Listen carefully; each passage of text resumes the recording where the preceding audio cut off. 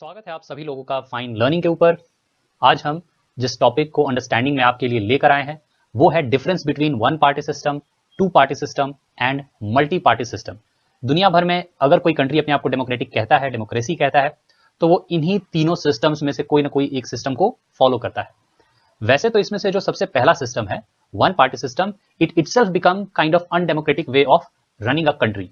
पर फिर भी बहुत सी कंट्रीज इस तरह हैं जो वन पार्टी सिस्टम को फॉलो करती हैं and still they might like to call themself democracy, या अपने लोगों के रिप्रेजेंटेटिव के तौर पे वो खुद को आगे रखते हैं। आज हम इन्हीं तीनों सिस्टम्स के डेफिनेशन, उनके एडवांटेजेस और उनके जो डिसएडवांटेजेस हैं उन सबों को हम देखेंगे और कोशिश करेंगे ये समझने का कि इनके बीच जो हमारे लिए बेहतर है या हम अपने गवर्नमेंट को जिस तरह से देखते हैं उसका एक जो प्रॉपर अंडरस्टैंडिंग है उसको और बेहतर तरीके से डेवलप हो। ये आज का हमारा एम होगा इस अंडरस्टैंडिंग के अंतर्गत। तो आइए हम इन तीनों टॉपिक्स के सबसे पहले डेफिनेशन से स्टार्ट करेंगे। डेफिनेशन के बाद हम इनके प्रोज पे जाएंगे और फिर जाएंगे हम इनके कॉन्स के ऊपर, और इस तरह से जो इनके एडवांटेजेस और डिसएडवांटेजेस हैं वो हम प्रोज और कॉन्स के तौर पे देखेंगे। आइए जो शुरुआत है उसको हम वन पार्टी सिस्टम के साथ स्टार्ट करते हैं, उसके वन पार्टी सिस्टम के डेफिनेशन के साथ स्टार्ट करते हैं। तो सबसे पहले one party system of government होता क्या है क्या ये one party system of government जिसकी हम बात करने वाले हैं। तो one party of system refers to a state where there is only one dominant party. सिर्फ एक ही पार्टी वजूद में है, एक ही पार्टी है जो इलेक्शंस में पार्टिसिपेट करती है और इलेक्शन में पार्टिसिपेट करके खुद जीतती है। Even if one party system उन जगहों पे भी बोला जाता है जहां अदर छोटी पार्टियां हों बट वो एकदम से न के बराबर हो, उनका जो एग्जिस्टेंस है वो एकदम नॉन एग्जिस्टेंट हो पर वजूद में कोई खास उनके असर ना पड़े। दे आर इधर very weak and have very little chance of ever winning political power. तो उनके मौके भी बहुत लो होते हैं अगर होते भी हैं तो ये एक डेफिनेशन हुआ। आइए एक और डेफिनेशन देख लेते हैं। One party system is a political system in which one party controls all affairs of the government. सरकार के जो भी अफेयर्स है उन सबों को वो कंट्रोल करते हैं और इसमें कोई डेमोक्रेसी या कोई रूल ऑफ लॉ की बात नहीं होती। देखिए दो डेफिनेशन में इसीलिए आपको लेकर आया क्योंकि ये जो एलीट क्लास है जो ये डेफिनेशंस वगैरह को लिखते हैं उनके बीच भी इसके बीच अलग अलग डिफरेंस है। एक मानता है कि उन सिस्टम्स को भी डेमोक्रेटिक बोल सकते हो जहां छोटी छोटी पार्टियां हैं, और दूसरा जहां आप देखते हो कि बिल्कुल भी अदर पार्टी को जहां रिकॉग्निशन नहीं मिलता है उन्हीं को ये वन पार्टी सिस्टम के तौर पे मानते हैं। तो जो अदर सिस्टम्स को नहीं मानने वाले हैं यहाँ, यानी जहां सिर्फ एक्चुअली वन पार्टी सिस्टम है वहां कोई डेमोक्रेसी जैसा चीज नहीं होता है। वहां की पॉलिटिकल पार्टीज भले ही ऐसा बोले कि हमारे यहाँ तो बहुत डेमोक्रेसी है, बट ऐसा कोई डेमोक्रेसी वहां होता नहीं है क्योंकि ऑब्वियसली लोगों को जब सिलेक्शन का ही मौका नहीं है, वो किसी को भी सिलेक्ट करें, आना उन्हीं को है जो पॉलिटिकल पार्टीज जिनको चाहेंगी वही पॉलिटिकल पार्टीज आना है। तो फिर ऐसे जगह पे इलेक्शन या इन सब किसी भी चीज का कोई मतलब रहता नहीं। तो वहां डेमोक्रेसी नहीं है, रूल ऑफ लॉ नहीं है, और जो पावर होता है, जो शक्तियां होती हैं वो कॉन्सेंट्रेटेड होती हैं लिमिटेड हैंड में, या मेजरली कहो तो वन पर्सन के हैंड में। वन पर्सन या कभी कई बार ग्रुप ऑफ पीपल हैं वो उस तरह के वन पार्टी सिस्टम को आगे लेके चलते हैं, लीड करते हैं उसको। तो encyclopedia.com के हिसाब से अगर कुछ ऐसे कंट्रीज का हम डेफिनेशन ले जहां वन पार्टी सिस्टम है, जहां एक ग्रुप लेके चल रहा है, वन पार्टी का रूल है, तो ऐसे कुछ कंट्रीज में आ जाएंगे नॉर्थ कोरिया, क्यूबा, चाइना, ये सारे कुछ कंट्रीज आएंगे। हम आगे चल के एक और डेफिनेशन में और ज्यादा एग्जाम्पल्स वगैरह भी देखेंगे। तो ये वन पार्टी सिस्टम का एग्जाम्पल था, ये वन पार्टी सिस्टम का डेफिनेशन था आपके लिए। अब जो हम डेफिनेशन देखेंगे वो बात करता है अबाउट टू पार्टी सिस्टम, यानी दो पार्टीज की जहां मोस्टली दो पार्टी हो, तो उसके एडवांटेजेस वगैरह हम देखेंगे। पर शुरुआत एज यूजुअल हम डेफिनेशन से करेंगे। तो two party system is a politics create a structure where the electorate gives a significant majority of its vote to only two major parties. जहां जो इलेक्टोरेट हैं, जो वोट देने वाले जो लोग हैं, वो दो पार्टीज में से किसी एक का सिलेक्शन करते हैं।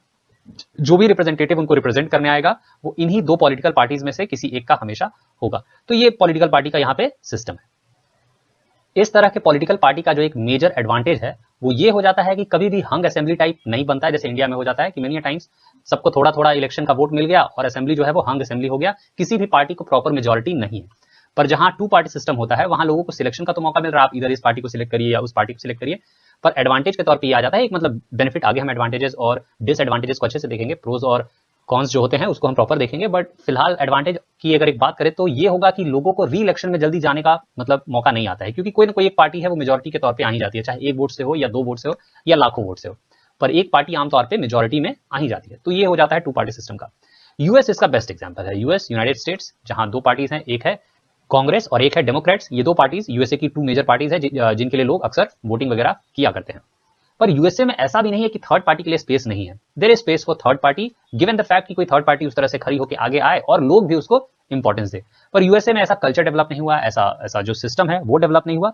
एंड ओवरऑल पीपल जो वहां पे हैं वो इन्हीं दोनों पार्टीज को एज अ पार्टी देखते हैं, जो भी रिप्रेजेंटेटिव है वो इन्हीं दो पार्टीज में से खड़े होंगे, इन्हीं दो पार्टीज के हिस्से बनेंगे। तो लोगों का वो पूरा कल्चर सैकड़ों सालों में, काफी पहले से यूएस का जो डेमोक्रेसी है वो काम कर रहा है, और सालों में लोगों ने इसको अडेप्ट कर लिया है, इसको अपने अंदर अडॉप्ट कर लिया है एक तरह से कहें तो, कि हमारा भाई टू पार्टी सिस्टम ही है, एक है कांग्रेस और एक है रिपब्लिकन्स और एक है Democrats. There is no Congress, जो कांग्रेस है उनका वहां तो वो सिलेक्ट होने के बाद वहां वो जाते हैं, तो there is one Republican and the other is Democrat. तो ये टू पार्टी सिस्टम यूएस का चलता है। माफी चाहूंगा, मैं कांग्रेस बोल गया था as one of the party of US.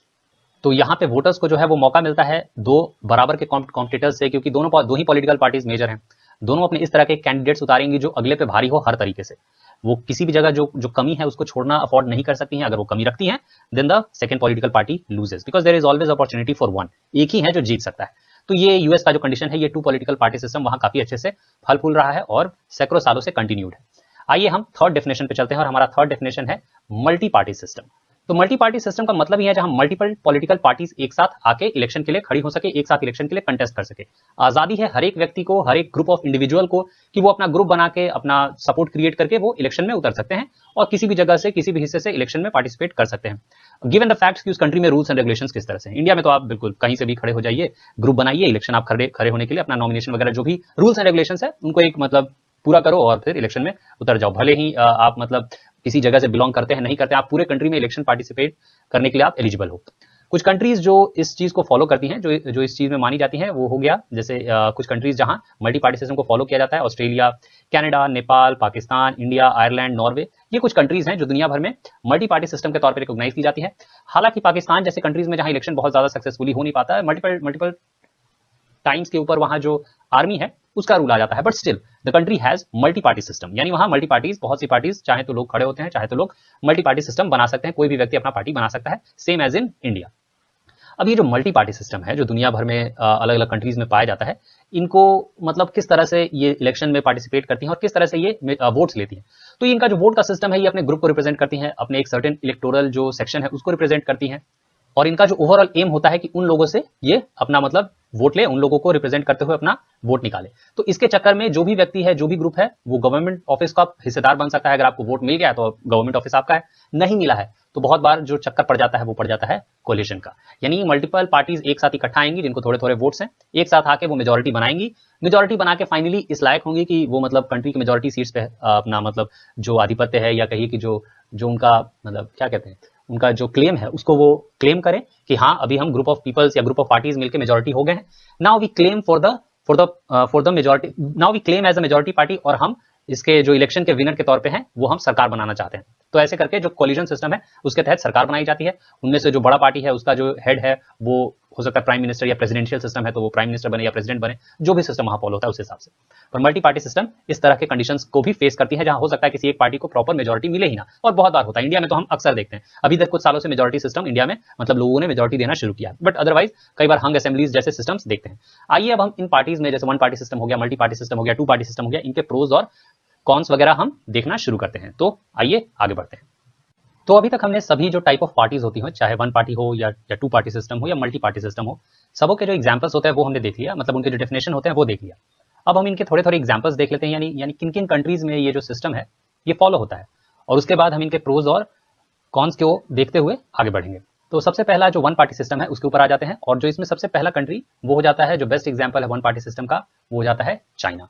China एक कम्युनिस्ट पार्टी है, और इसमें जो स्टेट के द्वारा जो रजिस्टर्ड पार्टीज हैं वही इलेक्शन के लिए खड़ी हो सकती हैं, और इस तरह से जो कंट्री के है अंदर, जो कंट्री के अंदर है वो 8 स्टेट रजिस्टर्ड माइनर पार्टीज हैं, यानी उनको भी जो कम्युनिस्ट पार्टी ऑफ चाइना है उनसे अफिलिएशन मिलता है कि हाँ भैया हम इलेक्शन यहाँ पे खड़े हो इलेक्शन के लिए, इस पार्ट में इलेक्शन हम लड़ें। इस तरह का जो पूरा सिस्टम है वो इसके चारों तरफ बना हुआ है, और कम्युनिस्ट पार्टी जब उनको अलाउ करती है then only they can fight election in China. तो इस तरह से छोटे स्टेट रजिस्टर्ड माइनर पार्टीज जो चाइना में है वो 8 है। हमारा जो सेकंड एग्जाम्पल हो जाता है वो हो जाता है नॉर्थ कोरिया का, और ये जो कंट्री है ये अपने आप में अनोखा कंट्री है, वर्ल्ड फेमस है भाई अपने डिक्टेटरशिप के लिए।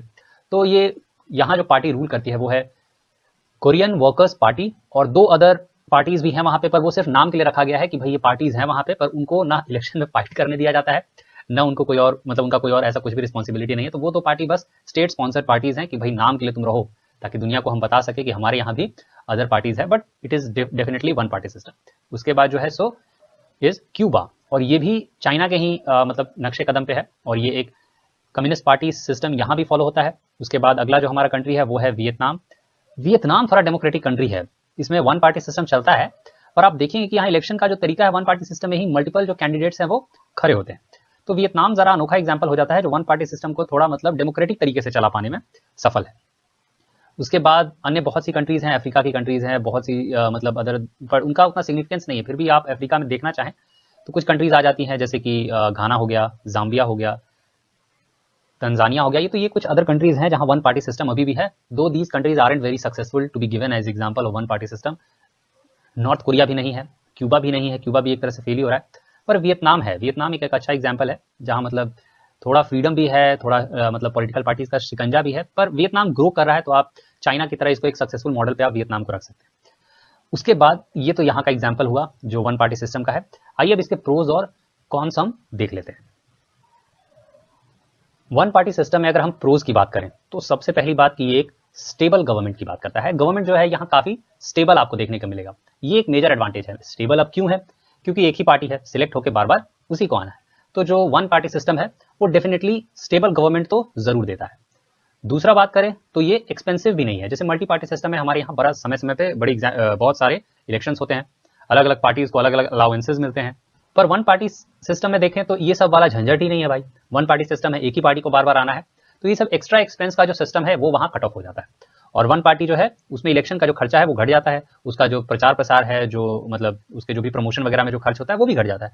तो एक तरह से अगर ठीक से चलाया जाए तो ये वन पार्टी सिस्टम जो राजा राजाओं का जो था उस तरह वाला समझो तो बजट फ्रेंडली हो सकता है, अगर खुद राजा खर्च करने न बैठ जाए तो। अगला पॉइंट हम देख लेते हैं। अगला पॉइंट कहता है it is easy and faster decision making. जो फैसला लेने का जो इस सरकार का क्षमता होता है वो बहुत तेज होता है, क्योंकि इसको अपोजिशन का डर वर है नहीं भाई साहब। बहुत जल्दी ये मतलब हाँ ये करना है, रोड बनाना है, जाओ बना दो, हमने बोल दिया। अच्छा हॉस्पिटल बनाना है, बना दो। अच्छा ये बिल पास करना है, हो गया पास। मतलब ऐसा कोई रिक्वायरमेंट नहीं है कि इनको पूरा जो हमारा जो सिस्टम है, जो प्रोसीजर्स वगैरह फॉलो करने होते हैं वो सारे सिस्टम फॉलो करने हैं इनको, ऐसा इनके ऊपर प्रेशर नहीं है। तो it is definitely called as easy and faster decision making body के तौर पे ये मतलब रिकॉग्नाइज किए जाते हैं, पर ये हमेशा अच्छा है ये गारंटी नहीं है। आप फटाफट ये फैसले जरूर ले लेंगे। अगली बात करें तो भाई effective and rapid implementation of government policies. ये फटाफट जो गवर्नमेंट पॉलिसीज हैं उनको भी बहुत फटाफट ये भाई इंप्लीमेंट कर सकते हैं, क्योंकि वन पार्टी सिस्टम है। एक बार अगर कोई पॉलिसी वगैरह बन गया तो ये फाइनल हो गया कि अब तो ये पॉलिसी रहेगा। उन्हीं के अंडर पुलिस है, उन्हीं के अंडर सरकार है, एग्जीक्यूटिव उन्हीं का, लेजिस्लेटिव उन्हीं का, जुडिशियरी उन्हीं का। तो जो पॉलिसीज है गवर्नमेंट की बनाई हुई उनको मतलब इंप्लीमेंट करने में कोई दिक्कत नहीं होता। जो वहाँ का जो कोर्ट है या जो भी जुडिशियल सिस्टम है वो भी बाधा बन के नहीं आता है, जैसे कि टू पार्टी सिस्टम या मल्टी पार्टी सिस्टम में ऐसा होता है। तो effective and rapid implementation of government policy is definitely one of the feature, but is this feature is always good? ये तो अलग अलग एग्जाम्पल्स हैं दुनिया भर में, आप देखिए और उनसे पता चल ही जाता है। उसके बाद हमारा अगला जो मतलब इनका पॉजिटिव आप कुछ ले सकते हो प्रो के तौर पे, there is no wastage of resource. One party system helps to avoid unnecessary wastage of countries resources. Campaign नहीं होगा, इलेक्शन नहीं होगा, तो जो कंट्री मल्टी पार्टी में जो बिना मतलब के गाड़ी, फ्यूल, उसका खर्चा वर्चा, टेंट है, शामियाना है, लोगों का क्राउड है, इन सबों को ही कलेक्ट करने में जो बहुत ज्यादा खर्च पड़ता है, इन सभी खर्चों को वन पार्टी सिस्टम में अवॉइड किया जा सकता है। तो इलेक्शन वन पार्टी सिस्टम जो है इलेक्शन वाला सिस्टम ही नहीं है, तो भैया खर्चा का है। तो देर इज खर्चा नहीं है तो जो बिना मतलब का जो रिसोर्स है वो वेस्ट नहीं होगा, तो रिसोर्सेज का सेव हो गया, फ्यूल नहीं जलेगा बिना मतलब का। इधर उधर जो ह्यूमन रिसोर्स इधर उधर जो हम इलेक्शन की ड्यूटी में लगा रहे हैं वो अपना काम कर पाएगा। जैसे हमारे यहाँ जो शिक्षक लोग हैं उनको इलेक्शन ड्यूटी में लगा दिया जाता है, तो वो भाई बचेगा ना रिसोर्स। जो टीचर्स हैं वो स्कूल में पढ़ाने में वेस्ट होगा, मतलब उनका यूज होगा, वो अपना जो टीचिंग है वो स्कूल में देंगे। तो ये सब जो ओवरऑल वे में जो है ये रिसोर्सेज का जो प्रॉपर यूटिलाइजेशन है वो होता है, अगर वो चाहे तो। नहीं चाहे तो फिर तो कोई मतलब ही नहीं है। वन पार्टी सिस्टम में तो राजा वाला बात है, जो राजा चाहे। नेशनल इंटीग्रेशन की बात होती है। इस धर्म पे उस जात पे मारपीट नहीं है भाई साहब, एक पार्टी है जो बोली सो होगा, तो कोई ड्रामा नहीं है। तो ये एक बात है, अगर वो खुद ड्रामा ना करने लगे तो। Absence of sectionalism and favouritism. अब ना सेक्शन है ना ग्रुप है वन पार्टी सिस्टम में, तो किसी को फेवरेट नहीं करना है, जिधर मन है उधर काम करेंगे, जो काम सही लगेगा वो काम करने वाला इधर सिस्टम है। तो कोई भी सेक्शनलिज्म नहीं होता है, कोई भी फेवरेटिज्म नहीं होता है। उसके बाद ये उस तरह के पॉलिटिकल पार्टी को सूट करता है जो काफी मैच्योर हो चुकी है, यानी वहां इजीली करप्शन नहीं आएगा। लोगों के प्रति जो उनका रवैया है वो मतलब बिल्कुल एक दानवीर वाला है, करनी हो गए। तो इस तरह के सिस्टम में मतलब मान सकते हैं कि ये जो वन पार्टी सिस्टम है ये बड़ा फलेगा फूलेगा, लोगों के लिए काफी बेहतरीन होगा। तो ये हो गए हमारे सारे एडवांटेजेस। अब इसके जो डिसएडवांटेजेस हैं, जो इसके डिमेरिट्स हैं, जो इसमें इसका नेगेटिव पॉइंट कहा जाता है, उनको देख लेते हैं। जो प्रोज के बाद अब कॉन्स की भी बारी आएगी तो उन्हीं को अब हम देख लेते हैं कि भाई इतने फायदे तो गिना दिए, अगर बढ़िया से काम करे वन पार्टी सिस्टम तो वो सारे फायदे तो हो सकते हैं, पर इसका डिमेरिट क्या है जो इसको नेगेटिव बनाता है, उन पॉइंट्स को अब देख लेते हैं। तो भाई सबसे पहली बात ही है कि सरकार को खुला छूट है, खुला सांड है सरकार, तो वो जब चाहे तब डिक्टेटोरियल फॉर्म ऑफ गवर्नमेंट के तौर पे अपने आप को इंप्लीमेंट करेगा, वो डिक्टेटर बन जाएगा, उसकी इच्छा भाई, आज मन है नहीं, कल मन नहीं है भाग यहाँ से, तो वो जब चाहेगा वो डिक्टेटर बन जाएगा, और ये भाई खतरनाक चीज है। तो आमतौर पे वन पार्टी सिस्टम में आप डिक्टेटर्स को ही ज्यादा देखते हैं, बहुत ज्यादा आप अदर वे में देखते नहीं है। दूसरा है it is undemocratic, definitely one party system is undemocratic, it can never be democratic. One party system है, लोगों को चुनाव का मौका ही नहीं है।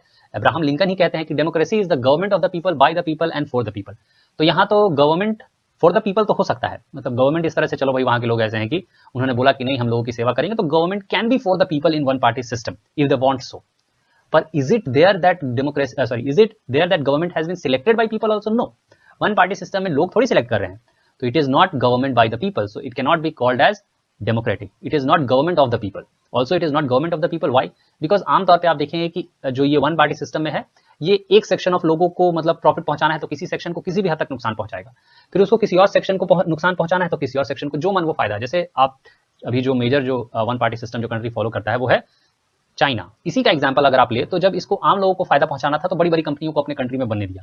अब जब ये चाइना देख रहा है कि ये बड़ी बड़ी कंपनियां उसके लिए खतरा हो रही है, तो इन बड़ी बड़ी कंपनियों को अब दबा रहा है, इनको बर्बाद करने पर लगा हुआ है। एकदम गजब का एग्जाम्पल है वन पार्टी सिस्टम का चाइना में। यहाँ आपको एक बहुत बढ़िया ग्रो करते हुए कंट्री से एक मतलब डिक्टेटोरियल, सॉलिड डिक्टेटोरियल बनता हुआ कंट्री आपको यहाँ दिखेगा। तो ये आपको मतलब सब कुछ एक जगह आपको देखने को मिल सकता है कि कैसे चाइना ने अपने एसेट का, अपने मैन पावर का, अपने पॉपुलेशन का बड़ा अच्छा यूज करके दुनिया से पैसा कमाया। आज इन्हीं एसेट को दबाने में लगा हुआ है कि कहीं ये एसेट अब ग्रो इतना ना कर जाए कि उसी के खिलाफ हो जाए। तो ये किस तरह से the government of the people is no more the government of the people, it is, और ये बाय द पीपल तो ये है ही नहीं। तो ये आप देख सकते हैं किस तरह से जो वन पार्टी सिस्टम है ये completely undemocratic form of functioning होता है इनका, और ये कंप्लीटली अनडेमोक्रेटिक तरीके से इनका जो कार्यविधि है वो होता ही है। उसके बाद आगे हम देखें कि और क्या नेगेटिव है भाई, तो it is susceptible to corruption. बिल्कुल it is susceptible to corruption भाई। अब वन पार्टी सिस्टम है, उसके ऊपर कोई दबाने वाला नहीं है, कोई चेक एंड बैलेंस नहीं है, तो जब मन तब वो करप्ट हो सकते हैं। करप्ट क्या, जब मन तब वो करप्ट हो क्या सकते हैं, उनके अंदर इनबिल्ट करप्शन की इच्छा, जब चाहेगी वो जो चाहेगी पैसा आपका उठाएगी लेगी। चाइना में जैसे हो रहा है, जब मतलब किसी के घर को तोड़ा, इधर से सड़क बनाना है तो उधर से कोई मतलब सिस्टम क्रिएट करना है तो लोग उठा के फेंक दिया। उन लोगों के पास कोई इस तरह का सिस्टम नहीं है that they can go against the government. जो वहाँ के सिक्योरिटी ऑफिशियल्स हैं या जो भी ऑफिशियल्स जिनको ये सब मिलता है काम कराने का, वो अच्छा खासा पैसा बनाते हैं लोगों से। तो करप्शन तो आएगा ही, क्योंकि आपके ऊपर कोई चेक एंड बैलेंस का सिस्टम है नहीं। तो ये वन पार्टी सिस्टम का एक ऑब्वियस सा बहुत स्ट्रॉन्ग और one of the major setback आप कह सकते हो कि करप्शन इजीली उनके अंदर आ सकता है। उसके बाद कहता है कि it does not represent the aspiration of the people. कैसे रिप्रेजेंट करेगा भाई, लोगों के द्वारा चुना ही नहीं गया है, तो लोगों के एस्पिरेशंस को कैसे, उनको जो ठीक लगेगा वो करेंगे, लोगों को क्या ठीक लगता है इससे वन पार्टी सिस्टम में कोई मतलब नहीं है। उसके बाद आखिरी नेगेटिव पॉइंट के तौर पे हम देखें तो absence of watch dog of government, यानी सरकार के ऊपर कोई इस तरह का ऑर्गेनाइजेशन है जो सरकार को चेकमेट में रखे, उसके बैलेंस में रखे, लोगों को बता सके कि सरकार किस तरह का काम कर रही है, क्या उसके नेगेटिव हैं, क्या उसके पॉजिटिव हैं। पॉजिटिव बताने के लिए तो वहाँ की सरकारें बिल्कुल मतलब पूरा भजन कीर्तन वाला माहौल उधर बनाए रखती है, पर नेगेटिव बनाने के लिए वो पूरी मीडिया को उधर से दबा के रखती है। No negative news about the government. तो कोई वॉचडॉग नहीं है जो सरकार के पॉइंट्स को, जो सरकार की खराबियों को लोगों के सामने रख सके। तो ये एक ओवरऑल सिनेरियो है एडवांटेजेस और डिसएडवांटेजेस का about one party system. One party system से आगे बढ़ते हुए हम टू पार्टी सिस्टम के ऊपर आते हैं कि इसके प्रोज और कॉन्स क्या है। पर इसके प्रोज और कॉन्स हम देखें उसके पहले हम देख लेते हैं कि भैया टू पार्टी सिस्टम का एग्जाम्पल क्या क्या है, कौन कौन से कंट्री टू पार्टी सिस्टम में आते हैं। तो अगर मैं ये गूगल पे भी ढूंढूं तो गूगल पे मिलता है आपको टू पार्टी सिस्टम में आमतौर पे एक अमेरिका मिल जाता है, दूसरा बहामास मिल जाएगा, जमाइका, माल्टा, जिम्बाब्वे, इस तरह के कुछ मेजर कंट्रीज हैं जो टू पार्टी सिस्टम फॉलो करती हैं अपने कंट्री में। अब आ जाइए इसके प्रोज एंड कॉन्स के ऊपर, भाई क्या क्या इसके प्रो हैं, क्या क्या इसके कॉन्स हैं, इन सबों को हम अब एक एक करके देखेंगे। शुरुआत प्रोज से करेंगे, यानी शुरुआत जो इसके पॉजिटिव पॉइंट्स हैं उनके साथ करेंगे। तो भाई टू पार्टी सिस्टम का जो सबसे पॉजिटिव पॉइंट है वो है कि it places restriction on the amount of extremism that enters the government. अब सरकार में हर तरह के लोग आते हैं भाई साहब, तो जो हर तरह के लोग आएंगे उनकी अपनी अपनी विचारधारा होगी, कोई ज्यादा एक्सट्रीमिस्ट मेंटालिटी का होगा, कोई ज्यादा लिबरल मेंटालिटी का होगा। तो दो पार्टी सिस्टम ये इंश्योर करते हैं कि ज्यादा एक्सट्रीमिस्ट आइडियोलॉजी वाले लोग आना पाए, क्योंकि ये दो पार्टीज जो आमतौर पर किसी भी कंट्री में पाई जाती हैं, जैसे अमेरिका का आप एग्जाम्पल लेते हैं, तो ये बहुत पुरानी पार्टीज होती हैं। तो इतनी पुरानी पार्टीज होने के कारण इनको एक प्रॉपर एक्सपीरियंस होता है, अंडरस्टैंडिंग होता है कि हम ही दो पार्टीज के बीच इलेक्शन है। तो अगर कोई ऐसा आइडियोलॉजी हम लेके आए जो आम आबादी को, जो वर्किंग आबादी है, जो उसके आम जीवन को नुकसान पहुंचाए, नेगेटिव में लेकर जाए, तो वो लोग हमको वोट क्यों देंगे। तो देयर इज पॉसिबिलिटी कि वो हार जाए इलेक्शन। ऐसे में वो बहुत एक्सट्रीमिस्ट आइडियोलॉजी वाले लोगों से दूर रखते हैं।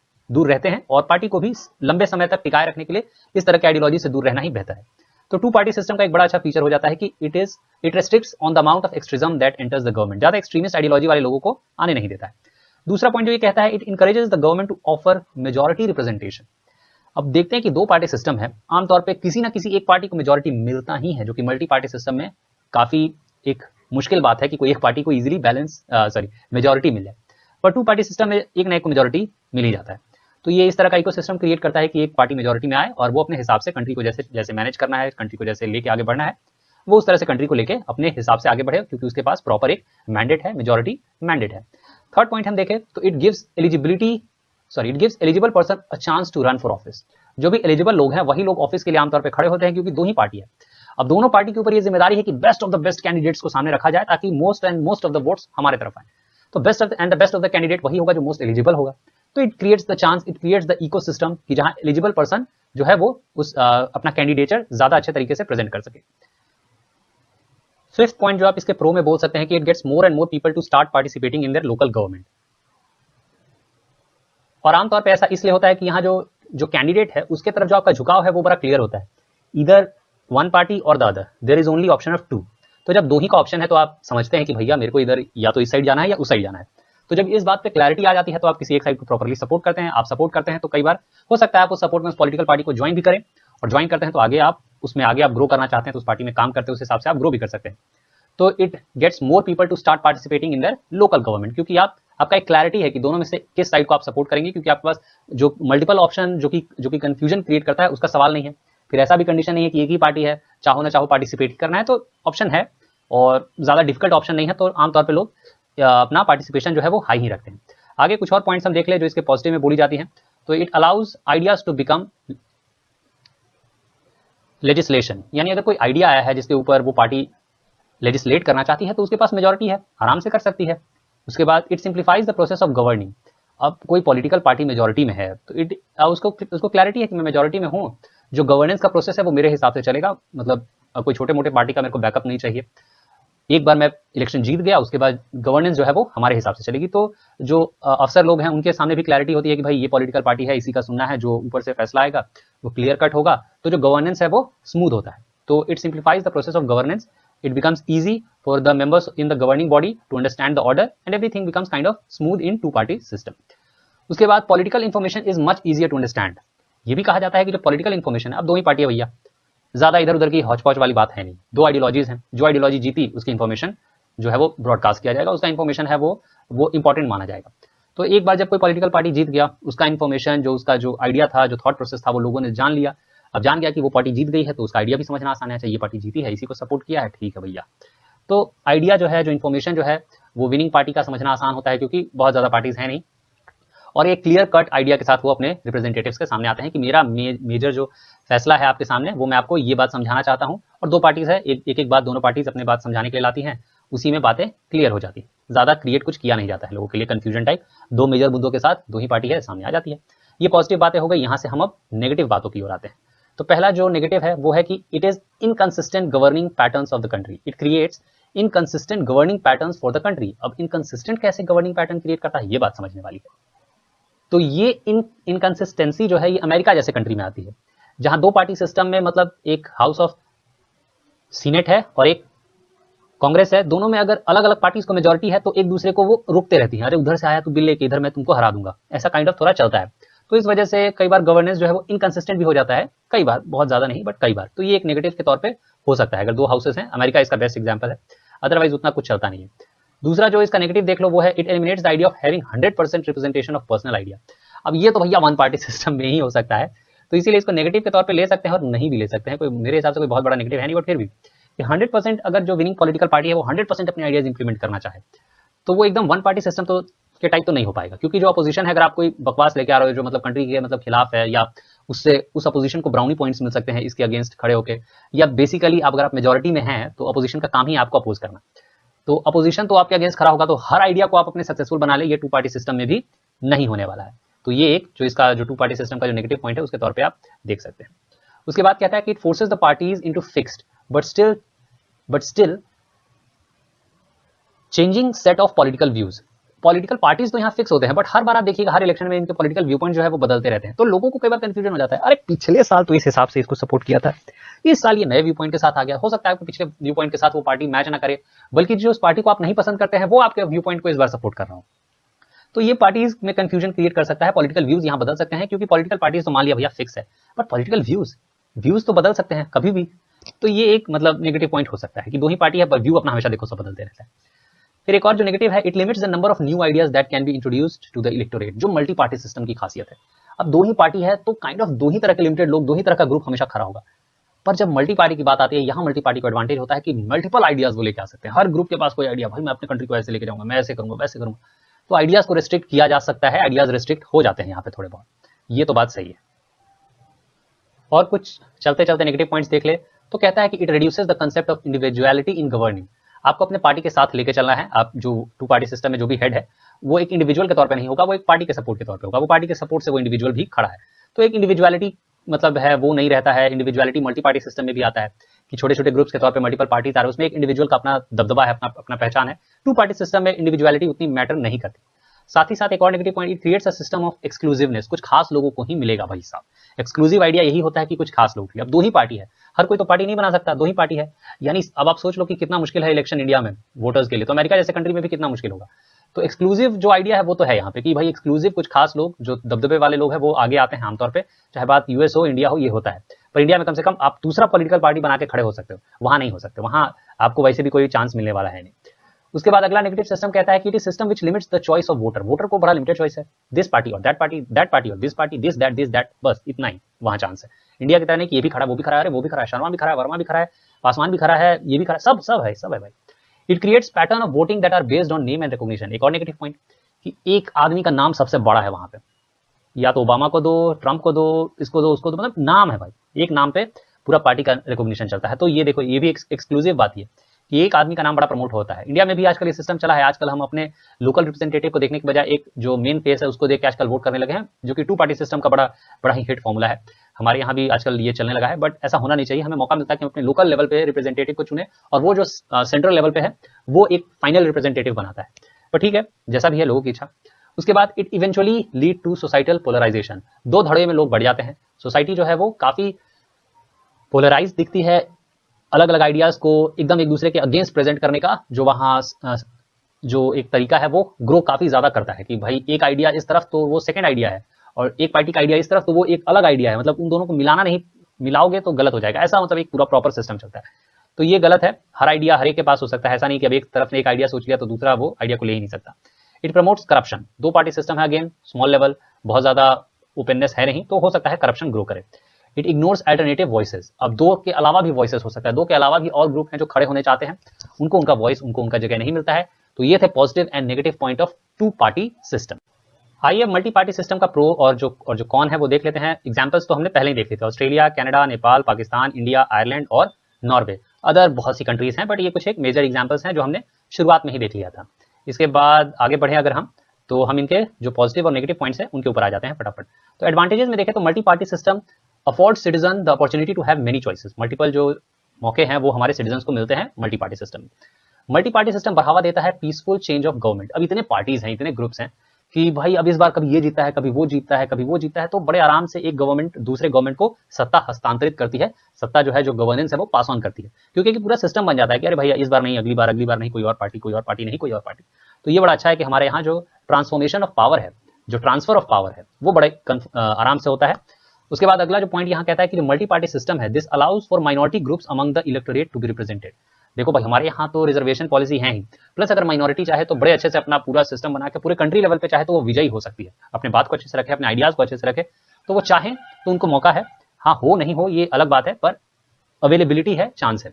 उसके बाद अगले पॉइंट की बात करें तो advantage of multi party system is that it allows opposition parties to exist. Opposition इसमें रहता है, और एक दो अपोजिशन नहीं भाई साहब, जो भी अदर पार्टी जो नहीं जीता सब अपोजिशन है।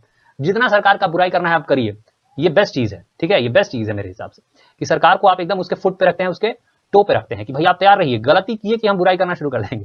तो ये जो चलता है इससे सरकार जो है वो काफी सतर्क रहती है, और कुछ उससे जल्दी गलती नहीं हो, कुछ नेगेटिव ना करे, हमेशा जो आम जनता है उसके लिए काम करे, इसके लिए वो तैयार उसको रहना पड़ता है।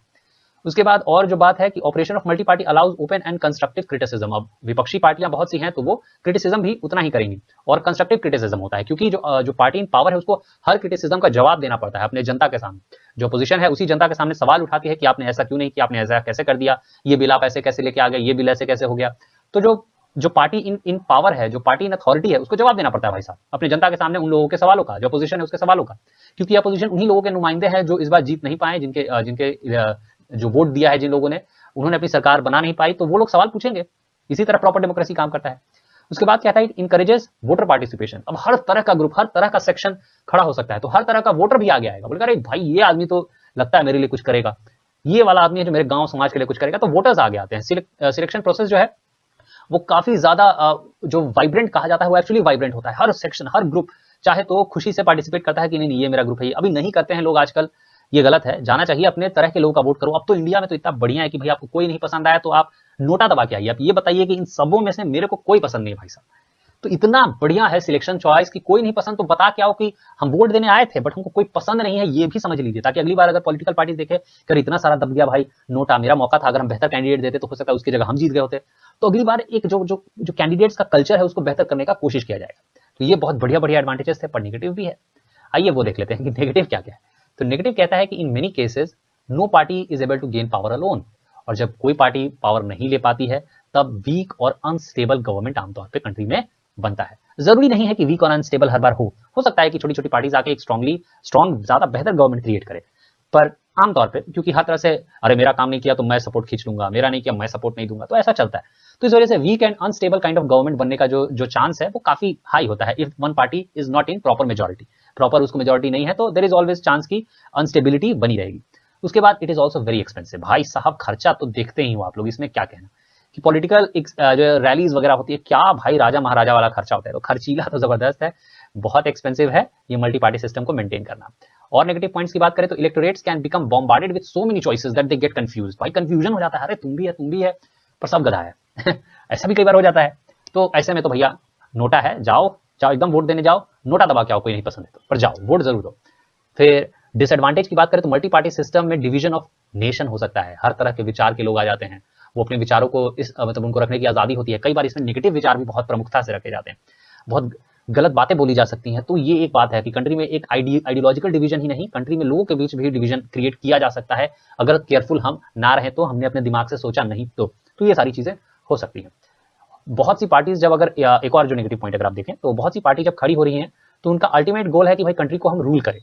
इसके लिए वो अनहेल्दी राइवलरी, एक नेगेटिव तरीके इलेक्शन जीतना है, बस यही उनका मकसद है। तो इस वजह से जो नेगेटिव राइवलरी है, मर्डर से लेकर ये सब कुछ होता है, ऐसा नहीं है कि कुछ छुपा हुआ है आपसे, सब आप जानते हैं। तो ये सब कुछ होता है कंट्री में और ये सब बड़ा ही एक नेगेटिव इंपैक्ट क्रिएट करता है।